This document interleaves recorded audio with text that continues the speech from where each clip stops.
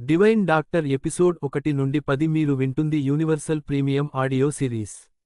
గురూజీ, రేపు నేను నా పాఠశాల చదువుల కోసం జిల్లా ఊరికి వెళ్తున్నాను. అందువల్ల ఇకపై ప్రతిరోజూ మిమ్మల్ని కలవడానికి రాలేను. ఇదిగోండి మీకు ఇష్టమైన 10 ఏళ్ల నాటి నయనతార మద్యం మరియు అరటి ఆకులలో చుట్టిన మీకు ఇష్టమైన సాధువు కోడి. ఈరోజు మనం కడుపు నిండా తాగి తిందాం. శ్వేతగిరి కొండపై ఒక సమాధి ముందు నిలబడిన ఒక యువకుడు అన్నాడు. అతని చేతిలో ఒక నయనతార మద్యం కుండ ఉంది.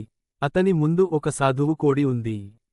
దాని పక్కన 2 పింగాణీ గిన్నెలు ఉంచబడ్డాయి. అతను తనలో తాను గొణుగుతూ ఆ గిన్నెలలో మద్యం పోసుకుంటున్నాడు. ఈ యువకుడి అతని పేరు దేవాంశ్ కులకర్ణి. శ్వేతగిరి కొండల పాదాల వద్ద ఉన్న కులకర్ణివాడి గ్రామానికి చెందినవాడు. అతని గురువు ఋషి యతిన్ ఈ సమాధిలో ఖననం చేయబడ్డారు. దేవాంశ్ సంవత్సరాల వయస్సు నుండి ఋషి యతిన్ వద్ద ఆయన సంవత్సరాల వయస్సులో మరణించే వరకు సాధన చేశాడు. ఇప్పుడు ఋషి యతిన్ మరణించిన 2 సంవత్సరాల తరువాత దేవాంశ్ ఏళ్ల యువకుడు. అతను మాల్గుడి నంబర్ 1 ఉన్నత మాధ్యమిక పాఠశాలలో చేరాడు. అతను నిన్న నగరానికి వెళ్తూ తన గురువుకు వీడ్కోలు పలకడానికి ఈరోజు వచ్చాడు. గురు ఋషి యతిన్ గురించి చెప్పాలంటే, దేవాంశ్ ఆయన వద్ద 6 సంవత్సరాలు ఆధ్యాత్మిక సాధన చేసినప్పటికీ అతను 6 సంవత్సరాలుగా ఆయనతోనే ఉన్నాడు. అతను అనుసరించాడు. కాని అతని జీవితం గురించి అతనికి చాలా తక్కువ తెలుసు. కన్నుమూసే ముందు వరకు అతని పేరు కూడా తెలియదు. మొదటి నుండి అతని గురువు అస్థిరమైన మానసిక స్థితితో ఉన్న ఒక పిచ్చి ముసలివాడు. ఋషి యతిన్ గ్రామంలో తరచుగా కనిపించేవారు కాదు మరియు ఎక్కువగా శ్వేతగిరి కొండలలోని ఒక శిథిలమైన చిన్న ఆశ్రమంలో నివసించేవారు. ఆయన గ్రామానికి వచ్చినప్పుడల్లా తరచుగా పిచ్చిపట్టిన స్థితిలో ఉండేవారు. గ్రామంలోని అల్లరి పిల్లలు ఆ ముసలివాడిని అలాంటి స్థితిలో చూసి సరదాగా ఆయనను తరుముతూ కుళ్ళిన పండ్లు మరియు ఇతర వస్తువులను ఆయనపై విసిరేవారు. వాళ్లు బురద విసిరేవారు. దేవాంశ్ కులకర్ణి ఇతర అల్లరి పిల్లల్లా కాకుండా సహజంగానే మర్యాదస్థుడు, దయగలవాడు. తన స్నేహితులు ఆ ముసలాయన మీద సరదాగా వస్తువులు విసరడం చూసినప్పుడల్లా అతను ఋషి యతిన్ను కాపాడటానికి ముందుకు వచ్చేవాడు. దాని ఫలితంగా అతని ఒంటికి కూడా మట్టి అంటుకునేది. ఒకసారి దేవాంశ్ ఋషి యతిన్ను కాపాడుతూ మళ్లీ మట్టి అంటుకున్నప్పుడు ఋషి యతిన్ ఒక్కసారిగా అప్రమత్తమయ్యారు. ఆయన ఇతర పిల్లలను తరిమివేసి చాలాసేపు దేవాంశ్ వైపు చూసిన తర్వాత అకస్మాత్తుగా, నన్ను నీ గురువుగా అంగీకరించి నాతో ఉంటావా అని అడిగారు. మీరు ధ్యానంలో చేరతారా? దేవాంశ్ తల ఊపబోయాడు. కాని ఋషి యతిన్ యొక్క తెల్లటి జుట్టు, చిరిగిన పాత బట్టలు చూసి చాలా దీనంగా కనిపించడంతో అతను ఏ కారణం లేకుండానే అంగీకారంగా తల ఊపాడు. ఋషి యతిన్ చాలా సంతోషించి వెంటనే దేవాంశ్ను తన శిష్యుడిగా లాంఛనంగా స్వీకరించడానికి అతని తల్లిదండ్రులను కలవడానికి తీసుకువెళ్లాడు. దేవాంశ్ తల్లిదండ్రులు సహజంగానే తమ కొడుకును ఒక పిచ్చి ముసలివాడికి శిష్యుడిగా పంపడానికి నిరాకరించారు. అయితే ఆ సమయంలో అతను పూర్తిగా సాధారణంగా కనిపించాడు.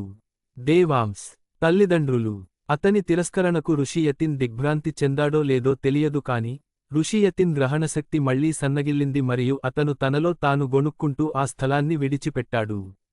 అప్పటి నుండి అతను అప్పుడప్పుడు దేవాంశ్ను కలుస్తూ ఉండేవాడు. ఋషి యతిన్ తమ కొడుకును కలత చెందిన స్థితిలో నిరంతరం వేధించడం చూసి దేవాంశ్ తల్లిదండ్రులు అతను తమ కొడుకుకు హాని చేస్తాడేమోనని భయపడ్డారు. అతన్ని కొన్నిసార్లు కలిసిన తర్వాత వారు అతన్ని తరిమివేయాలనే ప్రయత్నాన్ని ఆపుకోలేకపోయారు.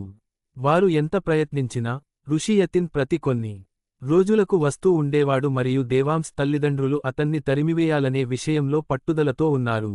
వారు అతన్ని తన కొడుకు దగ్గరకు రానివ్వలేదు. ఒకరోజు దేవాంశ్కు అకస్మాత్తుగా జ్వరం వచ్చింది. అది తగ్గకపోవడంతో వైద్యులు ఆందోళన చెందారు. దేవాంశ్ తల్లిదండ్రులు కన్నీళ్లతో నిస్సహాయంగా అతన్ని చికిత్స కోసం నగరానికి పంపడానికి సిద్ధమవుతున్నారు. అప్పుడు అకస్మాత్తుగా ఋషి యతిన్ ప్రత్యక్షమయ్యాడు. అతను దేవాంశ్ను ఎత్తుకుని పారిపోయాడు. దేవాంశ్ తల్లిదండ్రులు భయపడి అతన్ని వెంబడించడం మొదలుపెట్టారు. విచిత్రమైన విషయానికి ఏమిటంటే, ఋషి యతిన్ స్పష్టంగా తెల్ల జుట్టు ఉన్న వృద్ధుడిలా కనిపించినప్పటికీ అతను ఒడిలో బిడ్డతో ఉన్న దేవాంశ్ తండ్రి కంటే వేగంగా పరిగెత్తి త్వరలోనే అడవిలోకి అదృశ్యమయ్యాడు. ఆ సమయంలో దేవాంశ్ తల్లిదండ్రులు తమ కొడుకును ఒక మతిస్థిమితం లేని ముసలాయన అడవిలోకి తీసుకువెళ్లడం, ఆపై అతను అకస్మాత్తుగా కనుమరుగవ్వడం చూసి పెద్దగా ఆలోచించలేదు. వారి కళ్లలోంచి కన్నీళ్లు ధారగా కారుతున్నాయి. తమ కొడుకు జ్వరం తగ్గకపోవడంతో ఏదైనా చెడు జరుగుతుందేమోనని వారు భయపడ్డారు. కాని వారికి ఎంతో ఆశ్చర్యం కలిగేలా వారు ఆ కొండ మొత్తం వెర్రిగా వెతుకుతూ తమ కొడుకు పేరు పిలుస్తున్నారు. అకస్మాత్తుగా దేవాంశ్ ఒక చిన్న అటవీ మార్గం నుండి వారి వైపు పరుగెత్తుకుంటూ వచ్చాడు. అతను చాలా ఉత్సాహంగా కనిపించడమే కాకుండా చాలా వేగంగా నడిచాడు కూడా.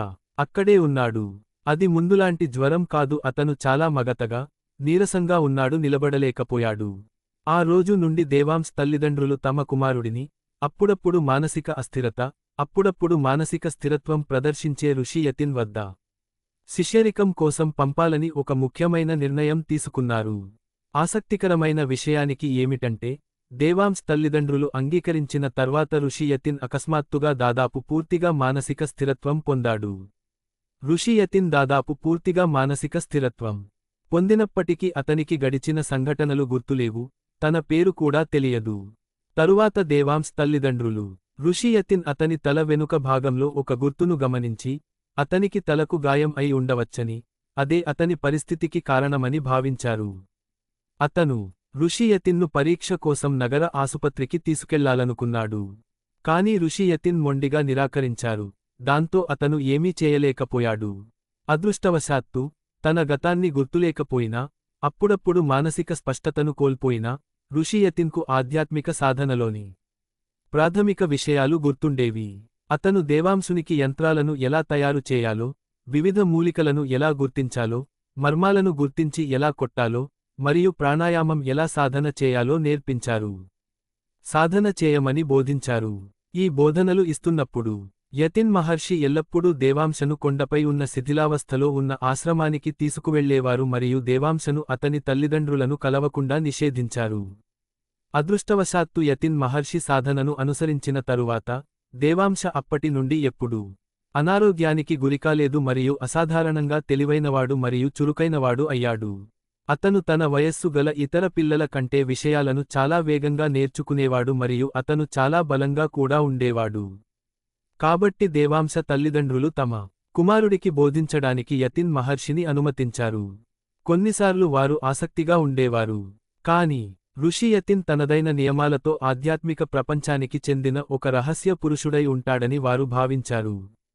అందుకే దేవాంశ్ నిజంగా ఋషి యతిన్ నుండి ఏమి నేర్చుకున్నాడో అడగకుండా వారు తప్పించుకున్నారు.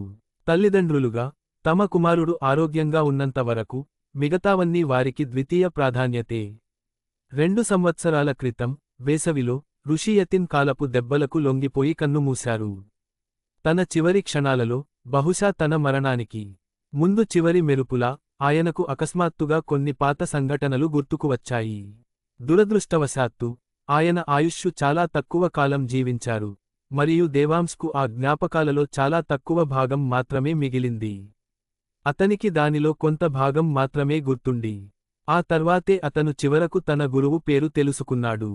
దేవాంశ్ తన గురువుతో గడిపిన గతంలోని చిన్న చిన్న క్షణాలను గుర్తుచేసుకుంటూ ఆలోచనల్లో మునిగిపోయాడు. అతని పింగాణీ గిన్నెలోని వైన్ ఒలికిపోయే వరకు, ఆ తర్వాత అతను అకస్మాత్తుగా వాస్తవంలోకి తిరిగి వచ్చాడు. అతను తన కళ్ల అంచుల నుండి కన్నీళ్లను తుడుచుకున్నాడు. నయనతార ఆ గిన్నె నిండా ఉన్న వైన్ను ఋషి యతిన్ సమాధిపై పోసి, ఆ తర్వాత మరొక గిన్నెను తీసుకుని అది ఖాళీ అయ్యే వరకు తాగేసింది. ఇంకా కొంత యవ్వనంగా, అమాయకంగా ఉన్న అతని ముఖంపై సిగ్గుతో కూడిన ఎరుపుదనం అలుముకుంది. కాని అది త్వరగానే మాయమైంది. గురూజీ, మీకు తెలుసు కదా, అప్పటి నుండి నేను ప్రతిరోజూ శ్రద్ధగా సాధన చేస్తున్నాను, ఎప్పుడూ ఏమరపాటుకు గురికాలేదు. మీరు నేర్పిన నైపుణ్యాలను నేను ఎప్పుడూ ఇతరుల ముందు ప్రదర్శించలేదు, లేదా వాటిని ఏ తప్పుడు ప్రయోజనం కోసం ఉపయోగించలేదు. నిశ్చింతగా ఉండండి. నేను ఎక్కడికి వెళ్ళినా మీ బోధనలను ఎల్లప్పుడూ గుర్తుంచుకుంటాను. దేవాంశ్ ఋషి యతిన్ కోసం మరో గిన్నెడు నయనతార నింపి, తనకోసం ఒక గ్లాసు తాగి, సాధు చికెన్ మరియు గురూజీని కూడా తిన్నాడు. మీకోసం ఒక శుభవార్త ఉంది. ఈ ఉదయం సాధనలో నేను చివరకు ప్రాణ సాధనలో 3వ స్థాయికి చేరుకున్నాను. నేను ఇంత వేగంగా పురోగమిస్తున్నానని మీరు బహుశా గమనించి ఉండరు. ఈ పురోగతిని మీరు ఊహించి ఉండరు. ఇదంతా మీరు నా కోసం వదిలివెళ్లిన త్రిభుజాకార భాటి లాకెట్టు వల్లే సాధ్యమైంది. దానిలో మరో విశ్వం ఉంది, మన యంత్ర రసాయన శాఖకు మూలపురుషుడైన గుహన్ ఋషి యొక్క ఆధ్యాత్మిక అంతర్దృష్టులు అందులో ఉన్నాయి. ఇంకా నవరత్న 9 అమృత గ్రంథాల పూర్తి సంపుటి కూడా అందులో ఇమిడి ఉంది. దురదృష్టవశాత్తు ఈ రహస్యం చాలా ఆలస్యంగా కనుగొనబడింది. లేకపోతే మీరు ఈ అమృత గ్రంథం ద్వారా ప్రేరణ పొంది మీ శిష్యుడిని ఇంత త్వరగా వదిలివెళ్లి ఉండేవారు కాదు. దేవాంశ్ తన మెడలో వేలాడుతున్న ఒక చిన్న వేప చెక్క కత్తి లాకెట్టును తీసుకుంటాడు. అతను చెప్పినదేమంటే ఆ వేపచెక్క ఖడ్గ లాకెట్టు మామూలుగానే కనిపించింది. కాని దేవాంశ్ దానిని తాకినప్పుడు దాని నుండి ఒక లేత ఆకుపచ్చ కాంతి వెలువడింది మరియు దానికి వేపచెక్క వాసన వచ్చింది. నిజానికి అక్కడ మరొక పురాతన త్రిభుజాకార కొలిమి లాకెట్టు వేలాడుతూ ఉంది. దానిని ఋషి యతిన్ తన మరణ సమయంలో అతనికి ఇచ్చారు. యాదృచ్ఛికంగా దేవాంశ్ తన రక్తం చుక్కను దానిపై జారవిడిచాడు మరియు ఆ త్రిభుజాకార కొలిమి అతని రక్తంతో చర్య జరిపి అతని శరీరంలోకి ప్రవేశించి జాడ లేకుండా అదృశ్యమైంది. అదే సమయంలో ఆధ్యాత్మిక సాధనకు సంబంధించిన అనేక ఆధ్యాత్మిక జ్ఞానం బోధించబడింది. ముఖ్యంగా ఔషధాలు, అమృతాలు తయారు చేయడం దేవాంశుని మనసును వర్ణించలేని విధంగా నింపేసింది. వాస్తవానికి దేవాంశుడు తన గురువైన ఋషి యతిన్ వద్ద 6 సంవత్సరాలు సాధన చేసి ప్రాణసాధనలో కేవలం 2వ స్థాయికి మాత్రమే చేరుకోగలిగాడు. కాని త్రిభుజ భాటి లాకెట్టు మరియు సంపూర్ణ నవరత్న అమృత రహస్య గ్రంథాల జ్ఞానాన్ని పొందిన తరువాత అతని సాధన వేగం గణనీయంగా పెరిగి కేవలం 2 సంవత్సరాలలోనే 3వ స్థాయికి చేరుకున్నాడు. తన గురువుతో మాట్లాడుతూ భోజనం చేస్తున్నప్పుడు దేవాంశ కులకర్ణి తాను కిలోగ్రాముల మద్యం సేవించిన విషయాన్ని గమనించలేదు.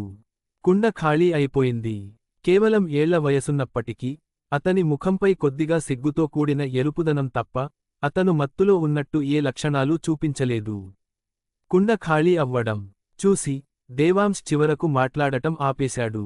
అతను తన గురువు సమాధికి 3 సార్లు గౌరవంగా నమస్కరించాడు.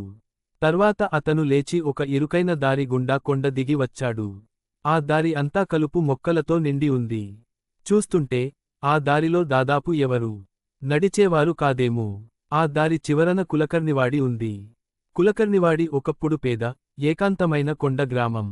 కాని ఇటీవలి సంవత్సరాలలో మాల్గుడి జిల్లాలో పర్యాటకం వేగంగా అభివృద్ధి చెందింది. నగరవాసులు ఎండవేడి నుండి తప్పించుకుని కొండలలో ఆడుకోవడానికి ఇష్టపడేవారు. మాల్గుడి జిల్లాలోని ఎత్తైన కొండ అయిన శ్వేతగిరి కొండల పాదాల వద్ద ఉన్న కులకర్ణివాడి ఈ అభివృద్ధి నుండి ప్రయోజనం పొందే అదృష్టాన్ని పొందింది. పక్కా రోడ్లు నిర్మించడమే కాకుండా పర్యాటకుల రాకతో చాలా మంది గ్రామస్తులు తమ ఇళ్లలోనే చిన్న దుకాణాలు లేదా హోంస్టేలను తెరిచి బయటకు వెళ్లకుండానే డబ్బు సంపాదించారు. పర్యాటకులను ఆకర్షించడానికి గ్రామస్తులు తమ పూర్వీకుల భవనాన్ని ప్రచారం చేస్తూ కులకర్ణివాడి ఒక సంగీత రహస్యమని చెప్పుకున్నారు. ఆ కాలపు గొప్ప యోగి, రసవాది మరియు వైద్యుడైన ఋషి గుహన్ జన్మస్థలం. మొదట పర్యాటకులను ఆకర్షించడానికి గ్రామ పెద్దలు అల్లిన కట్టుకథ అని భావించి దేవాంశ్ దానిని నమ్మలేదు. కాని త్రిభుజాకార భట్టి లాకెట్టును అతని శరీరంలో పొదిగినప్పుడు మరియు అతని మనస్సు వివిధ కొత్త సమాచారంతో నిండినప్పుడు అతను నిజంగా లోని ఋషి గుహన్ వంశస్థుడని మరియు యంత్ర రసాయన శాఖకు మూలపురుషుడైన ఋషి గుహన్ అతనికి ఇచ్చిన త్రిభుజాకార భట్టి లాకెట్టుతో అతని రక్తపు చుక్క చర్య జరిపిందని అతను గ్రహించాడు. దేవాంశ్ తల్లి సుజాత కులకర్ణి గ్రామంలోని ప్రాథమిక పాఠశాలలో ప్రైవేట్ ఉపాధ్యాయురాలుగా పనిచేసేది మరియు అతని తండ్రి శంకర్ కులకర్ణి తన ఇంట్లోనే ఒక హోమ్ స్టే నడుపుతూ వంటవాడిగా మరియు యజమానిగా కూడా వ్యవహరించేవాడు. అది ఆగస్టు నెలాఖరు. దక్షిణ ప్రదేశ్లో వాతావరణం ఇంకా మండుటెండగా ఉంది. అయితే కొండలలో చల్లగా ఉండేది మరియు పిల్లలకు ఇంకా వేసవి సెలవులు ఉండటంతో నగరవాసులు చాలామంది వేడి నుండి తప్పించుకోవడానికి మరియు సరదాగా గడపడానికి శ్వేతగిరి కొండకు రావడానికి ఇష్టపడేవారు. పర్యాటకుల సంఖ్య పెరగడంతో శంకర్ కులకర్ణి హోమ్ స్టే వ్యాపారం కూడా గణనీయంగా మెరుగుపడింది. ఇంట్లో ఈ మధ్య వ్యాపారం బాగా జరగడం, భోజన సమయం అవడం వంటి విషయాల గురించి ఆలోచిస్తూ దేవాంశ్ తన తండ్రి ఇంట్లో ఉన్న ఏదో ముఖ్యమైన పని మీద వేగంగా బయలుదేరాడు. కాని అతను ఇంటికి చేరకముందే తన పెరట్లో చాలా మంది గుమిగూడి లోపలికి రమ్మని సైగలు చేయడం దేవాంశ్ దూరం నుండి చూశాడు. బిల్లు రద్దు చేయండి. నేను వేసుకున్న ఈ డ్రెస్ బ్రాండ్ ఏంటో మీకు తెలుసా? మీరు గ్రామీణ ప్రజలతో ఛానెళ్ల గురించి మాట్లాడితే వారికి అర్థం కాదు. కాని ఈ డ్రెస్ బ్రాండ్ ఏంటో మీకు ఏమైనా తెలుసా? దీని ధర ఎంత? దీని ధర పూర్తి ఇండియన్ రూపీ 1,00,000. ఇండియన్ రూపీ 1,00,000తో ఈ మురికిగా ఉండే, ఒక కుటుంబం నడిపే పల్లెటూరి రిసార్ట్ను కొనవచ్చు. మరి మీరు కేవలం బిల్లు రద్దు చేస్తే సరిపోతుందని అనుకుంటున్నారా? ఇదేం తమాషా? మెరిసే, మిరుమిట్లు గొలిపే బట్టలు వేసుకున్న ఒక మహిళ, ఒక చేతిని నడుము మీద పెట్టుకుని, మరో చేతితో తన ముందు నిలబడిన స్త్రీపురుషుల వైపు చూపిస్తూ దుకాణంలో నిలబడి ఉంది. ఆమె ముఖంలో పూర్తి ధిక్కారం, అహంభావం కనిపించాయి. ఆమె వేసుకున్న లేత గోధుమరంగు డ్రెస్ ఇప్పుడు కూరగాయల రసం మరకలతో నిండి ఉంది. ఆమె పక్కన ఫ్యాషన్గా దుస్తులు ధరించిన 6 లేదా 7 మహిళలు నిలబడి ఉన్నారు. కొందరు పురుషులు నిలబడి ఉన్నారు. వారిలో ఒకరు టైటాన్ ఎడ్జ్ మెకానికల్ వాచ్ ధరించి ఉన్నారు. స్పష్టంగా అతను ఒక ధనవంతుడు. Indian rupee 1,00,000. ఆడంబరంగా ఉన్న ఆ మహిళ ముందు నిలబడి ఉన్న సాదాసీదా దుస్తులు ధరించిన యువతి ముఖం పాలిపోయి, రంగు మొత్తం పోయింది. ఇది చూసిన తర్వాత ఆమె పక్కన కూర్చున్న మధ్య వయస్కుడు కూడా పాలిపోయాడు. దశకంలో భారతదేశంలోని చాలా మంది కార్మికులు నెలకు కేవలం ఇండియన్ రూపీ మాత్రమే సంపాదించేవారు. కాబట్టి చాలా మందికి ఇండియన్ రూపీ 1,00,000 చాలా పెద్ద మొత్తం. ఇది నిజంగా నన్ను క్షమించండి. నేను ఆ ఉద్దేశంతో అనలేదు. తడబడింది మీరే. అందుకే నేను కేవలం. ఆ గౌనులో ఉన్న యువతి ముఖం పాలిపోయి, తడబడుతూ క్షమాపణ చెప్పింది. ఇదేం వైఖరి? ఇది నా తప్ప అంటున్నారా? ఇది విన్న వెంటనే, ఆడంబరంగా ఉన్న ఆ మహిళ గొంతు ఒక్కసారిగా పదునుగా మారింది. ఆమె వేలు దాదాపు అవతలి మహిళ ముక్కును గుచ్చినంత పనైంది. క్యూజాలో ఉన్న ఆ మధ్య వయస్కుడు, ఇంకా వాదించాలనుకుంటున్న ఆ యువతిని వెంటనే ఆపాడు. ఆ తర్వాత సయోధ్య చిరునవ్వుతో ముందుకు వంగి, పిల్లకి అర్థం కాదు. దయచేసి కోపపడకండి. అదృష్టవశాత్తు బట్టలు కేవలం మురికిగా ఉన్నాయి. ఉతికిన తర్వాత సరిపోతాయి అన్నాడు. లాండ్రీ ఖర్చులు నేను చెల్లిస్తాను. మా ఇంట్లో తినడానికి తిండి ఉంది. నువ్వేం మాట్లాడుతున్నావ్? కూరగాయల రసంతో మరక పడితే ఇలాంటి విలాసవంతమైన బ్రాండ్ను అలానే కడగవచ్చా? ఒక్క పూట భోజనం సరిపోతుందా? తిండి కోసం మీ విరాళం నాకు అవసరమైనట్టు కనబడుతున్నానా? టైటాన్ ఏజ్ వాచ్ ఉన్న వ్యక్తి గట్టిగా నిరసన తెలిపాడు. అతను ఆ మధ్య వయస్కుడి దగ్గరకు నడిచి, అతని ఛాతీపై గట్టిగా తోశాడు. ఆ మధ్య వయస్కుడు ఉలిక్కిపడి కొన్ని అడుగులు వెనక్కి వేశాడు. అతని వీపు ఒక బల్లకు తగిలేంత వరకు అతను ఆగాడు. అతను కోపంగా తన నడుము కింది భాగాన్ని రుద్దుకుంటూ పైకి చూశాడు. అతను నా వైపు చూసి, ఏయ్, నువ్వెలా జనాలను అలా తోయగలవు? నేను నిన్ను తోస్తే ఏంటి? ఈరోజు నువ్వు మీరాకి సంతృప్తికరమైన సమాధానం ఇవ్వకపోతే, నిన్ను తోయడమే కాదు, అంతకంటే ఎక్కువ చేస్తాను అని టైటాన్ ఏజ్ వాచ్ ఉన్న వ్యక్తి అహంకారంగా అన్నాడు. అదే సమయంలో అతని వెనుక నిలబడిన ఇతర ఫ్యాషనబుల్ యువకులు తమ చేతులపై ఉన్న చొక్కా చేతులను పైకి మడిచి, ఆ మధ్య వయస్కుడిని శత్రుత్వంతో చూశారు. మా నాన్నను తాకడానికి ఎవడికి ధైర్యం? ప్రయత్నించి చూడు. టైటాన్ ఏజ్ వాచ్ ఉన్న వ్యక్తి మాట్లాడటం ముగించగానే, ఇంకా నిశ్శబ్దంగా ఉన్న గుంపు వెనుక నుండి ఒక స్వరం వినిపించింది. ఆమెలో ఆడపిల్లతనం నిండి ఉంది. కాని ఆమెలో కోపం కూడా నిండి ఉంది. సుమారు 7 ఏళ్ల వయసున్న ఒక యువకుడు అని తేలింది. అతను ఆ మధ్య వయస్కుడి వద్దకు వెళ్లాడు. అతను అతన్ని పట్టుకుని, ఆప్యాయంగా, నాన్న మీరు బాగానే ఉన్నారా? అని అడిగాడు. ఆ యువకుడు స్పష్టంగా దేవాంశ్ కులకర్ణి. మరియు ఆ మధ్య వయస్కుడు అతని తండ్రి, శంకర్ కులకర్ణి. ఆ యువతి పేరు క్యూష, అతని తండ్రి వద్ద సహాయకురాలిగా పనిచేస్తుంది. నేను బాగానే ఉన్నాను. నువ్వు ఇక్కడికి ఎలా వచ్చావు? లోపలికి వెళ్ళు. దీనితో నీకు సంబంధం లేదు.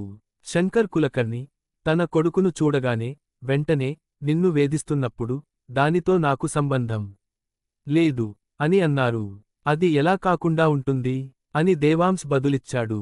తర్వాత అతను తన తండ్రిని తోసిన యువకుడి వైపు చూశాడు. ఓరే, ఇంకా తల్లిపాల వాసన వస్తున్న చిన్న రౌడీ. ఏం చూస్తున్నావ్? ఇక్కడి నుండి వెళ్ళిపో. మామూలుగా కనిపించే ఒక యువకుడు తన వైపు చూస్తుండటం గమనించిన ఆ వ్యక్తికి మరింత కోపం వచ్చింది. నువ్వు ఇక్కడి నుండి వెళ్ళిపోవాలి. స్పష్టంగా ఈ స్త్రీ కాలు జారి సిస్టర్ చుజాను కొట్టింది. దీనితో మాకేం సంబంధం? అని దేవాంశ్ ఒక యువకుడికి ఉండే బిడియం ఏమాత్రం లేకుండా బదులిచ్చాడు. ఓరే, నేను ఎవరో నీకు తెలుసా? ఓ పాల వాసన వచ్చే స్త్రీ. ఆ దుర్మార్గుడు నాతో అలా మాట్లాడటానికి ధైర్యం చేస్తాడా? టైటాన్ ఎడ్జ్ వాచ్ ఉన్న వ్యక్తి ఒక పల్లెటూరి కుర్రాడి చేతిలో మొదటిసారి తిట్లు తిని, చాలా అవమానంగా భావించి, దేవాంశ్ చెంపపై కొట్టడానికి చేయి ఎత్తాడు. కాని టైటాన్ ఎడ్జ్ వాచ్ ఉన్న వ్యక్తి చేయి దేవాంశ్ను తాకకముందే దేవాంశ్ అతని మణికట్టు పట్టుకున్నాడు. కొద్దిపాటి బలంతో వాచ్ ఉన్న వ్యక్తి వెంటనే కిందకు వంగిపోయి నొప్పితో అరిచాడు. నొప్పిగా ఉంది, చాలా నొప్పిగా ఉంది, నా చెయ్యి విరిగిపోయేలా ఉంది, నన్ను వదిలేయ్. ఒక టీనేజర్ ఏళ్ల యువకుడి జుట్టు కత్తిరించాడు. నొప్పితో విలవిలలాడుతూ వంగిపోయిన ఆ యువకుడి మణికట్టును అతను పట్టుకోవడం చూసి శంకర్ కులకర్ణి తప్ప మిగతా అందరూ దెయ్యాన్ని చూసినట్లుగా నిశ్చేష్టులయ్యారు. ఇంకా అమాయకత్వం తొణికిసలాడుతున్న ఆ ముఖాన్ని నమ్మలేనట్లుగా చూస్తూ ఉండిపోయారు. ఎందుకంటే ఆ రెండింటి మధ్య వ్యత్యాసం చాలా స్పష్టంగా ఉంది. తన కొడుకు ఆ వ్యక్తి మణికట్టును విరగ్గొడతాడేమోనని భయపడిన శంకర్ కులకర్ణి, దేవాంశ్, త్వరగా వదిలేయ్ అని దేవాంశ్పై అరిచాడు. సరే, నాన్నా. దేవాంశ్ తలూపి అతని పట్టును వదిలేశాడు. దేవాంశ్ చేయి వదిలిన వెంటనే టైటాన్ యుగపు కాపలాదారుడు అవమానంతో కుంగిపోయాడు. అతను వెళ్లి అతని కడుపులో గట్టిగా తన్నాడు. తెగిపోయిన చేతులతో ఒక వ్యక్తి ఒక యువకుడిని తన్నడం అనే దృశ్యం ప్రేక్షకులకు ఎంత క్రూరంగా ఉందంటే వారు దానిని కళ్లతో చూడటం అటుంచి కనీసం వీక్షించలేకపోయారు. చాలా మంది అసంకల్పితంగా అరిచారు మరియు కొంతమంది మహిళలు కళ్ళు కూడా మూసుకున్నారు. కొన్ని క్షణాల ముందు టైటాన్ ఏజ్ గార్డుతో పోరాడుతున్నప్పుడు ఆ యువకుడు ఎంత ప్రశాంతంగా ఉన్నాడో వారు పూర్తిగా మరచిపోయారు. నాకు ఇంకా ఎవరినైనా కొట్టాలని ఉంది. దేవాంశ్ నేలకూలిపోతాడని అందరూ అనుకుంటున్న సమయంలో అతని ముఖంలో ఒక చిన్న విచారం కనిపించింది. అతను తన చేతిని చాచినప్పుడు టైటాన్ ఏజ్ వాచ్ మ్యాన్ కాలు పైకి ఒక్కసారిగా పైకి లేచింది. పెద్ద శబ్దం. టైటాన్ ఏజ్ వాచ్ మ్యాన్ వెనక్కి పడిపోయి నేలమీద ముక్కలైపోయాడు. అవును, చూస్తున్నవాళ్లు పగలబడి నవ్వారు. సోదరా కునాల్, నీకు పర్వాలేదా? కొంతమంది యువకులు వెంటనే టైటాన్ ఏజ్ వాచ్మ్యాన్ను పైకి లేపడానికి వెళ్లారు. పర్వాలేదురా నా బొందా, నా పిరుదులు 4 ముక్కలుగా చీలిపోబోతున్నాయి. నా కోసం ఈ దుర్మార్గుడిని మీరు కొట్టడానికి వీల్లేదు. తన పిరుదులు పట్టుకుని లేస్తూ సోదరుడు కునాల్ కోపంగా అరిచాడు. అప్పుడే ఆ యువకులకు అసలు విషయానికి అర్థమైంది. కొందరు నేరుగా ముందుకు వెళ్లగా మరికొందరు చర్య తీసుకోవడానికి కుర్చీలు పట్టుకున్నారు. వారంతా గుమిగూడారు. అంతమంది యువకులు ఒకే వ్యక్తిని తరుముతుండటం చూసి చూస్తున్నవారి ముఖాలు మారిపోయాయి. కొందరు పురుషులు ముందుకు వెళ్లాలనుకున్నారు. కాని వారి పక్కనే నిలబడిన స్త్రీలు వారిని గట్టిగా వెనక్కి లాగారు. ఆ స్త్రీలు మరింత జాగ్రత్తగా ఉన్నారు. ఈ నగర యువకులతో ఆటలు ఆడకూడదని, వారి తొందరపాటు చర్యల వల్ల తమ పురుషులు ఇబ్బందుల్లో పడకూడదని వారు కోరుకుంటున్నారని స్పష్టమైంది. వారందరూ లాగుతుండగా కనురెప్పపాటులో ఆ యువకులు దేవాంశ్ను చేరుకున్నారు. ముందుకు వెళ్లడానికి ప్రయత్నిస్తూ కేకలు వేయడం మొదలుపెట్టిన మొదటి వ్యక్తి క్యూషా. కాని దేవాంశ్ తండ్రి శంకర్ కులకర్ణి అతన్ని ఆపాడు. దేవాంశ్, దయచేసి అతనిపై కొంచెం అదుపు పాటించు. ఖిజాను పట్టుకున్న శంకర్ కులకర్ణి కోపం మరియు నిస్సహాయత కలగలిసిన భావంతో కనుబొమ్మలు ముడిచాడు. ప్రతిరోజూ తన కొడుకుతో కలిసి జీవించే తండ్రిగా ఇన్నేళ్లుగా తన కొడుకు ఋషి యతిన్ నుండి ఏమి నేర్చుకున్నాడో ఆయన ఎప్పుడూ అడగనప్పటికీ తన కొడుకు ఋషి యతిన్ నుండి కొన్ని నిజమైన నైపుణ్యాలు నేర్చుకున్నాడని ఆయనకు దాదాపుగా తెలుసు. ఒక సామాన్యుడు ఆయనకు సాటి రాడు. చింతించకండి నాన్న, నేను అన్నీ చూసుకున్నాను అని దేవాంశ్ కులకర్ణి అన్నాడు. అతని శరీరం అకస్మాత్తుగా కిందకు పడిపోయింది. అది బొంగరంలా అతని కుడికాలు చుట్టూ తిరగడం మొదలుపెట్టింది. అతని ఎడమ కాలు కర్ర వైపు బయటకు పొడుచుకుని ఉంది. ఆ యువకులు చాలా పొడవుగా ఉన్నారు, కాని వారి శరీర భంగిమలు స్పష్టంగా అస్థిరంగా ఉన్నాయి. దేవాంశ్ కొట్టిన ఆ దెబ్బకు వారందరూ ఒక్క క్షణంలో నేల మీద పడిపోయారు. వారిలో 2 నియంత్రణ కోల్పోయి తమ కుర్చీలను తమ సహచరులపై విసిరారు. ఛత్, అస్సలు కుదరదు. చూస్తున్న వారందరూ నిశ్చేష్టులయ్యారు. వారు దానిని నమ్మలేకపోయారు. వాళ్లేం చూస్తున్నారు? ఇంతకుముందు అందరినీ తక్కువ చేసి మాట్లాడిన కునాల్ భాయ్, ఆ అహంకారి మీరా ఇద్దరూ నిశ్చేష్టులయ్యారు. ఒక్క యువకుడి దెబ్బకు 5-6 యువకులు నేలకూలుతారని వాళ్లు ఎప్పుడూ ఊహించలేదు. మీ అమ్మ బట్టల మీద సూప్ పోస్తారు. ఆమె ఇంటి అద్దె కట్టడానికి ఒప్పుకోరు, అంతేకాదు ఇతరులపై దాడి కూడా చేస్తారు. ఈ జడ్జర్ ఫ్యామిలీ రిసార్ట్ ఇక నడవడానికి ఇష్టపడటం లేదనిపిస్తోంది. కునాల్, పోలీసులకు ఫోన్ చెయ్యి. అందరినీ అరెస్టు చేయించు. మీరా గొంతు గద్గదమైంది. ఒకప్పుడు అందంగా ఉన్న ఆమె ముఖం ఇప్పుడు కోపంతో ఎర్రబడింది. పోలీసులకు ఫోన్ చేస్తానన్న ఆ మహిళ మాటలు ఇది విన్న శంకర్ కులకర్ణి ముఖం ఒక్కసారిగా పాలిపోయింది. కొండ ప్రాంతాలలోని సామాన్య పౌరులు, రైతులు, పోలీసులంటేనే ఎక్కువగా భయపడతారు. పైగా, పోరాడుతున్నది తన సొంత కొడుకే, ఒకవేళ పోలీసులు నిజంగా అతన్ని తీసుకుపోతే తనకేం ప్రయోజనం? దయచేసి పోలీసులను పిలవకండి. నన్ను క్షమించండి. మీకు కావలసినది ఏదైనా ఇస్తాను. శంకర్ కులకర్ణి తలవంచి పదే పదే వేడుకున్నాడు. చాలా ఆలస్యమైపోయింది, ముసలాయనా. మీ కొడుకును అరెస్టు చేసి జైలుకు పంపే వరకు వేచి ఉండండి. శంకర్ కులకర్ణి అలానే తలవంచి వేడుకోవడం చూసి, కునాల్ భాయ్ తన జేబులోంచి ఒక నల్లటి ఎరిక్సన్ ఫోన్ను బయటకు తీశాడు. మధ్యలో, మొబైల్ ఫోన్లు సర్వసాధారణం కానప్పుడు, ఒక ఫోన్ ధర ₹1,00,000కు పైగా ఉండేది. అది సామాన్యులకు అందుబాటులో ఉండేది కాదు. అది తరచుగా సామాజిక హోదా మరియు సంపదకు చిహ్నంగా ఉండేది. మీరా తన డ్రెస్ షానెల్ లేదా అలాంటిదేదో అని చెప్పినప్పుడు, శంకర్ కులకర్ణి మరియు అక్కడ ఉన్న ప్రజలు అయోమయానికి గురయ్యారు. ఆమె అబద్ధం చెబుతోందని వారు అనుకున్నారు. ఆ రోజుల్లో ఏ దుస్తులైనా అంత ఖరీదైనవిగా ఎందుకు ఉంటాయి? కానీ కునాల్ భాయ్ తన మొబైల్ ఫోన్ను బయటకు తీయగానే, శంకర్ కులకర్ణితో సహా అక్కడ ఉన్న ప్రతి ఒక్కరూ ఆశ్చర్యపోయారు. ఇది ఒక విచిత్రమైన విషయానికి, నిజంగా ధనవంతులు మాత్రమే దాన్ని కొని వాడగలిగేవారు. వాళ్ల ఊరిలో ఎవరికీ అది ఎప్పుడూ సొంతం కాలేదు. కునాల్ భాయ్ తన మొబైల్ ఫోన్ బయటకు తీయడం చూసి శంకర్ కులకర్ణి దిగ్భ్రాంతి చెందాడు. అతను దేవాంశ్ను పట్టుకుని, దేవాంశ్, త్వరగా ఈ అన్నదమ్ములకు, అక్కచెల్లెళ్లకు క్షమాపణ చెప్పు అన్నాడు. తన తండ్రి నిష్కపటమైన ముఖంలో ఆందోళన, కంగారు చూడగానే, అంతకుముందు ప్రశాంతంగా ఉన్న దేవాంశ్ ముఖభావం క్రమంగా చిన్నబోయింది. గర్వంగా ఫోన్ చేయడానికి సిద్ధంగా ఉన్న కునాల్ భాయ్, నడుము మీద చేతులు పెట్టుకుని గర్వంగా నిలబడిన మీరా, ముఖ్యంగా చలితో వణికిపోయారు. నాన్న, చింతించకండి, నేను చూసుకుంటాను. దేవాంశ్ తన తండ్రి చేతిని తన భుజం మీద నుండి మెల్లగా తీసివేసి, ఆత్మవిశ్వాసంతో కునాల్ భాయ్ మరియు మీరాల వైపు నడిచాడు. విచిత్రమైన విషయానికి ఏమిటంటే, దేవాంశ్ సాధారణ దుస్తులు ధరించిన యువకుడైనప్పటికీ, అతను రావడం చూసి కునాల్ భాయ్ మరియు మీరా అప్రయత్నంగా ఒక అడుగు వెనక్కి వేశారు. కునాల్ భాయ్ అసంకల్పితంగా తన చేతిని వెనుకకు దాచుకుని, కోపం మరియు భయం కలగలిసిన భావంతో దేవాంశ్ వైపు చూస్తూ, అబ్బాయి, ఏమి చేస్తున్నావు? మా నాన్నగారిది మాల్గుడి గ్రాండ్ హోటల్ అని అన్నాడు. జిల్లా నాయకులు, అతనికి జిల్లా పోలీస్ చీఫ్తో కూడా స్నేహం ఉంది.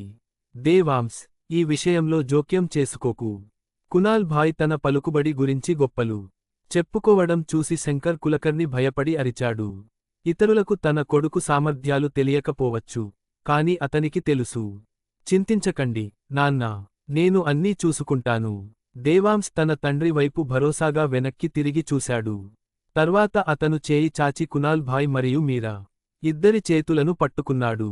వీరే ఆ యువకుల బృందానికి నాయకులని అతనికి తెలుసు. మీరేం చేస్తున్నారు? నన్ను వదిలేయండి.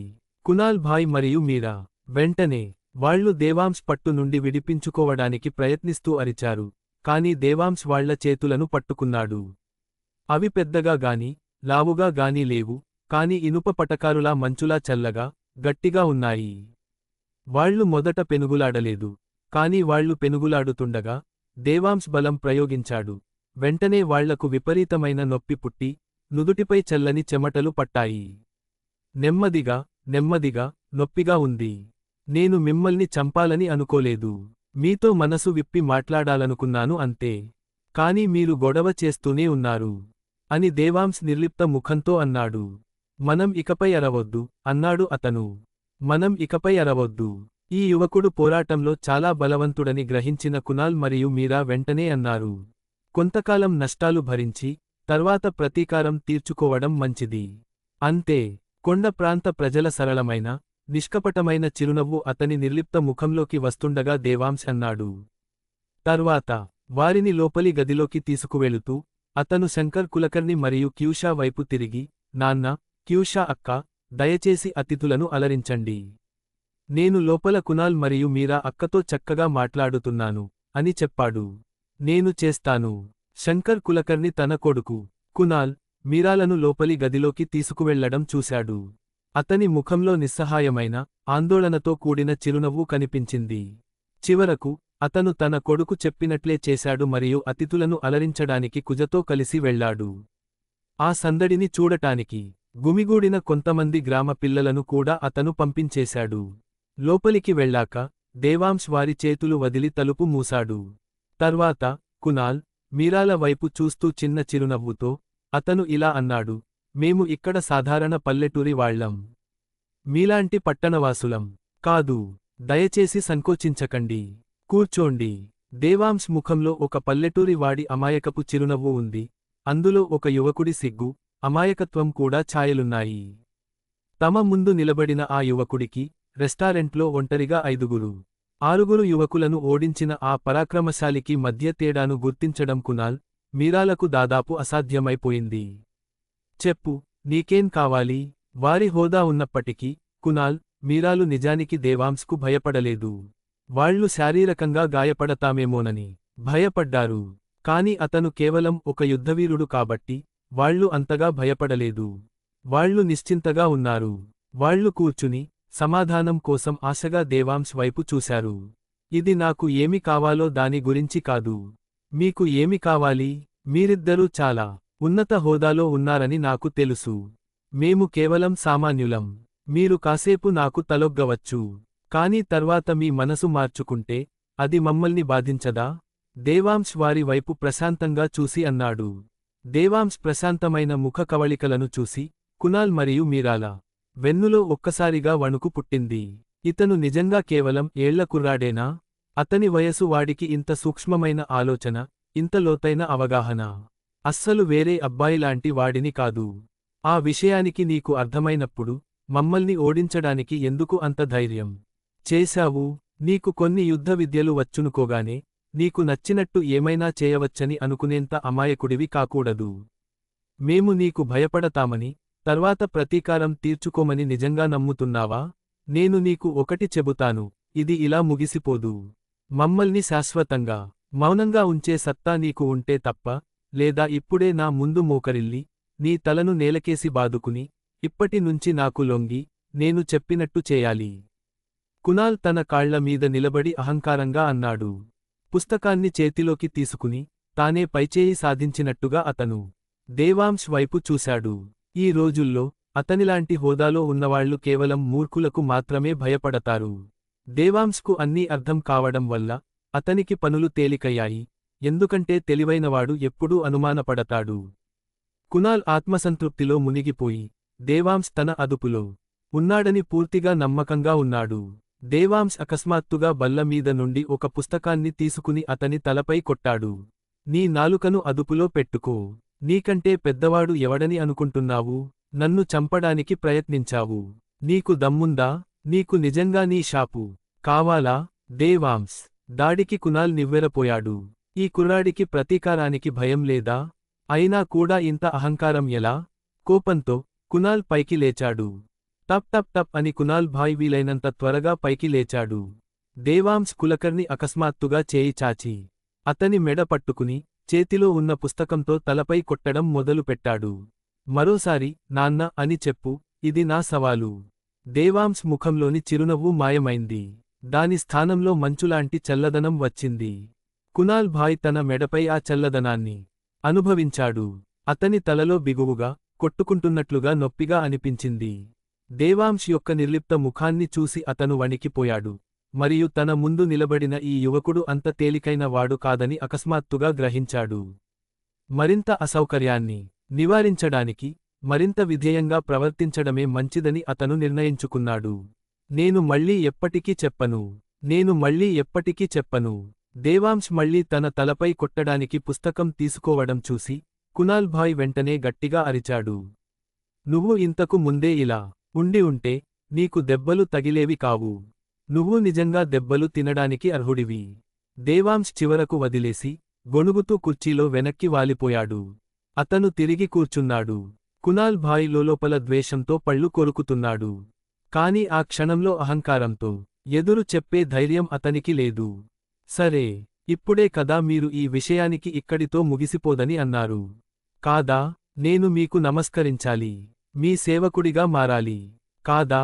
కూర్చున్న తర్వాత దేవాంశ్ మళ్ళీ మాట్లాడాడు. కునాల్ భాయ్ మరియు మీరా ఒకరినొకరు చూసుకున్నారు. అప్పుడు ఇద్దరూ కలిసి అన్నారు, లేదు, అది కేవలం ఒక జోక్. ఇది కేవలం ఒక గుడ్డ. కాదా, దానిని మర్చిపోదాం. పరిస్థితులు తనకు వ్యతిరేకంగా ఉన్నప్పుడు పోరాడకూడదని తెలివైనవాడికి తెలుసు. నేను చేయాలి. ప్రస్తుతానికి ఈ చిన్న దెయ్యాన్ని మోసం చేయడమే మంచిది. విచారకరంగా, నువ్వు ఇప్పటికే రహస్యాన్ని బయటపెట్టేశావు. ఇప్పుడు నేను నిన్ను నమ్ముతానని అనుకుంటున్నావా? కాని నేను నిన్ను నమ్మకుండా వదిలేస్తే, తర్వాత ప్రతీకారం తీర్చుకోవడానికి నువ్వు తిరిగి వస్తే నేను ఏం చేయగలను? దేవాంశ్ తన గడ్డాన్ని నిమిరాడు. తన ప్రకాశవంతమైన, తెలివైన కళ్లతో వారిని చూస్తూ అతను కలత చెందినట్లు కనిపించాడు. దేవాంశ్ యొక్క కలత చెందిన ముఖాన్ని, అతని కళ్లలోని చూపును చూసి, కునాల్ భాయ్ మరియు మీరా, తమను తాము గట్టిగా చెంపదెబ్బ కొట్టుకోవాలని అనుకున్నారు. అది నిజంగా ఆత్మహత్యా సదృశమైనది. వాళ్లు మొండిగా, కఠినంగా ఉండటానికి ప్రయత్నించకుండా, ఆ విషయాన్ని వదిలేసి ముందే వెళ్ళిపోవాలని ఒప్పుకుని ఉంటే, వాళ్లను వెళ్లనివ్వని, తర్వాతి ఎత్తుగడలు ఊహించలేని ఆ యువ దెయ్యం తలతో వాళ్లు ఈ వ్యవహారంలో పడవలసి వచ్చేది కాదు. చూస్తుంటే, చివరికి నేను కొన్ని కష్టాలు భరించాల్సిందే. గడ్డం మీద చేయి వేసుకుని కాసేపు ఆలోచించిన తర్వాత, దేవాంశ్ చివరకు కలత చెందిన ముఖంతో లేచాడు. అతను డ్రాయర్ నుండి 2 పసుపు రంగు యంత్రాలను తీసుకున్నాడు. అతను కొంచెం సింధూరం కలిపాడు. తర్వాత అతను ఒక రాసే కుంచెను తీసుకున్నాడు. అతను దానిని సింధూరంలో ముంచి, దాన్ని కునాల్ భాయ్కి ఇస్తూ, అతను, ఇదిగో కునాల్ భాయ్, నాకో సహాయం చెయ్యి, నీ పుట్టిన తేదీ, పేరు రాసుకో, అన్నాడు. నా పుట్టిన తేదీనా? కునాల్ భాయ్ అయోమయంగా దేవాంశ్ వైపు చూశాడు. అవును, సంవత్సరం, నెల, రోజు, ఇంకా భారత కాలమానం. నీ పేరుతో పాటు అది రాసుకో, ఆ తర్వాత నువ్వు వెళ్ళవచ్చు. దేవాంశ్, నిజంగానా?